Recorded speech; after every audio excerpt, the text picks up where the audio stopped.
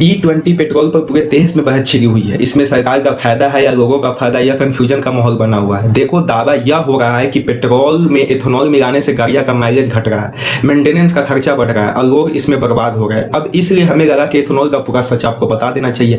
देखो, E20 यानी कि वो पेट्रोल जिसमें 20% इथेनॉल मिलाया गया है, और इथेनॉल का मतलब होता है गन्ने या चावल से तैयार होने वाला एक तरह का फ्यूल।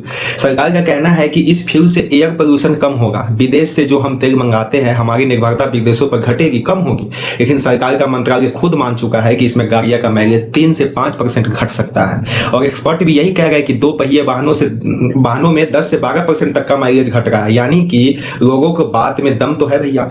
अभी बिहार में जो एक इन्फ्लुएंसर है मनीष कश्यप जी ने दावा किया है कि टोयोटा गाड़ी E20 की वजह से खराब हो गई, लेकिन जांच में पता चला कि उनके टैंक में तो पेट्रोल के साथ पानी मिलाया गया था। इसके बाद टोयोटा ने मनीष कश्यप के ऊपर केस कर दिया। फिर अब ब्लॉगर सौरभ जोशी ने दावा किया है कि उनकी मर्सिडीज की माइलेज 17 से गिरकर सिर्फ 5 किलोमीटर प्रति लीटर रह गई है। और मर्सिडीज ने सफाई दिया है कि हमारी सारी BS6 गाड़ियां E20 के लिए सर्टिफाइड है, मतलब E20 डालकर हम गाड़ी को चला सकते हैं, कोई दिक्कत नहीं आएगी। लेकिन अब जरा जो बात कहेगा वो ध्यान से सुनिएगा कि एक्सपर्ट जो बात बता रहे हैं वो समझिएगा, क्योंकि इथेनॉल की फितरत ही कुछ ऐसा है कि वो हवा की नमी को अपनी तरफ खींच लेता है और यही नमी टैंक के अंदर जाकर पानी बन जाता है। और जब ये पानी फ्यूल फिल्टर तक पहुंचता है तो वो पूरी तरह से चौक हो जाता है।